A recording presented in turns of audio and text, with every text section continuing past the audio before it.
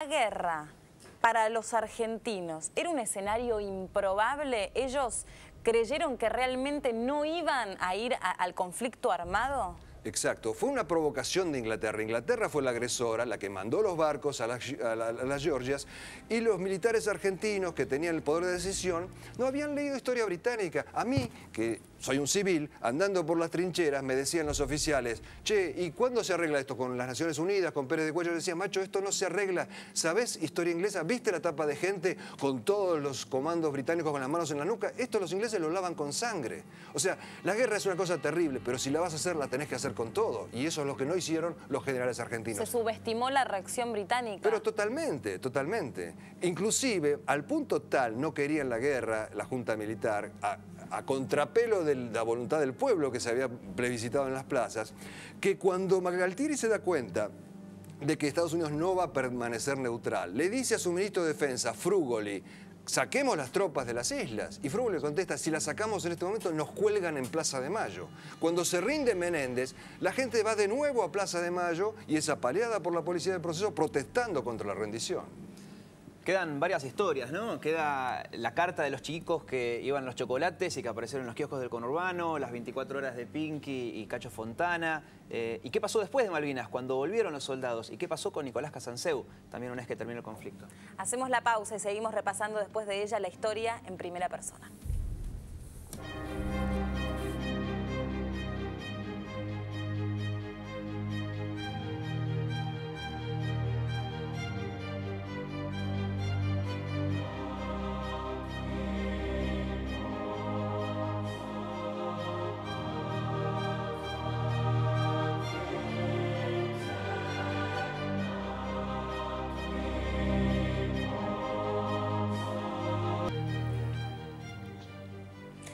Estamos repasando la historia de Malvinas a 28 años de su recuperación, del proceso de recuperación de las islas, con Nicolás Casanseu, aquel que puede contar la historia en primera persona.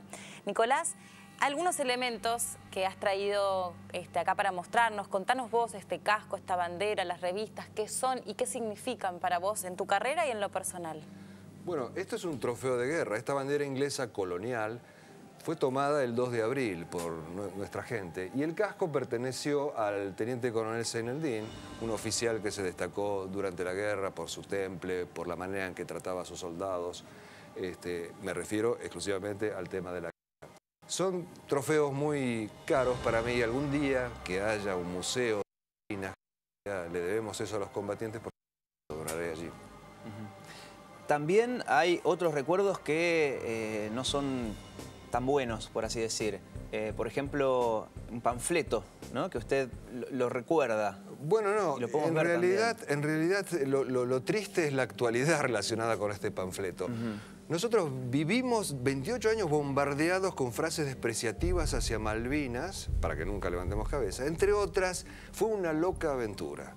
No fue una loca aventura, se combatió bien. Estuvimos a punto de hacer tambalear al león inglés, pero además, ¿de dónde nace la palabra loca aventura? Este es un panfleto que los ingleses propalaban por las radios uruguayas. Y en ese panfleto, en 2 ocasiones, instan a los soldados argentinos a no seguir combatiendo, no seguir participando de esta loca aventura. Es decir, que nosotros los argentinos, 28 años después, seguimos machacando las frases y las ideas fuerzas del enemigo. Los ingleses no quieren que volvamos a tener fuerzas armadas. ¿Este panfleto llegó a manos de alguien? ¿O llegó a expandirse? No, porque... ¿A difundirse? No, porque si cualquier avión que hubiera querido tirar un panfleto tendría que bajar a una altura donde lo hubiéramos abatido. Los ingleses ayudan de las radios uruguayas que decían: esta mañana Puerto Argentino fue volanteado, mentira, y con este texto, y lo leían, lo propalaban. O sea, claro, lo redactaban los ingleses. No, lo leían. Lo redactaban los ingleses, lo leían los uruguayos. Y ahí vemos, ¿no? El término loca aventura, absurda aventura. Claro, es peor el panfleto mismo, leerlo en la radio. O sea, llega a más gente. Es que el panfleto nunca existió. No llegaría, nunca existió. Pero llegó a más gente que hasta si alguien se hubiera animado a tirarlo. Pero lo triste es que seguimos repitiéndolo junto con otras ideas fuerzas terriblemente dañinas, como por ejemplo Galtieri, el general borracho. Galtieri no era borracho. Pero vamos a ir desmitificando las cosas que se dijeron sobre Malvinas y sobre cómo empezó cuentan algunos, la guerra. Dicen que fue durante una noche de copas, precisamente haciendo alusión a que era un general borracho. Pero eso es justamente para seguir ensuciando la gesta, para ridiculizar, y del ridículo no se vuelve. Galtieri, ustedes lo acaban de escuchar, yo nunca lo conocí personalmente, pero tenía una voz aguardentosa que se prestaba a confusión. Entonces, ¿qué mejor manera de ensuciarlo a él y a todos con esa banalidad? Porque en definitiva no importa si tomaba o no tomaba, importa si era buen jefe militar o no era buen jefe militar. ¿Y era buen jefe militar? No era buen jefe militar y por eso debería haber sido enjuiciado como todos los generales. En tanto que se distrae la atención hacia una nimiedad y se oculta un verdadero juicio de la historia sobre las fallas importantes de Galtieri. ¿Para qué querían las juntas recuperar las Islas Malvinas? ¿Para qué a la junta militar le servía emprender ese proceso de estaba recuperación? debilitada. Ese es otro mito, ese es otro mito. Es exactamente al revés. La que estaba debilitada era Margaret Thatcher. Estaba por perder el gobierno. El almirantazgo inglés iba a perder también su poder porque la nueva teoría militar decía que no hacían falta barcos grandes, sino pequeños y rápidos. Iban a desguazar la flota grande inglesa. ¿Qué mejor manera de demostrar que la flota hace falta que una guerra a 16.000 kilómetros de distancia? Y eso fue lo que hicieron. Fue una provocación de los ingleses con motivos absolutamente justificados desde la política interna de ellos, en que nosotros caímos en la trampa.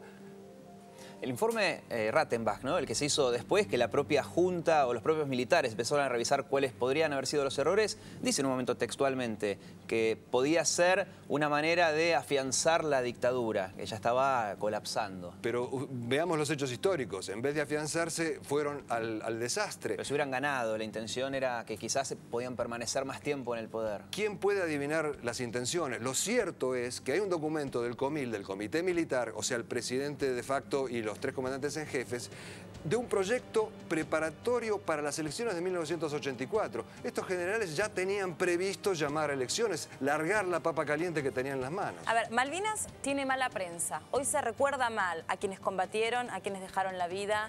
Hoy se habla mal de los generales, diciendo que eran generales cobardes, que no iban al frente. ¿Usted qué opinión tiene desde lo que es la táctica, la estrategia militar? ¿Cómo peleó la Argentina?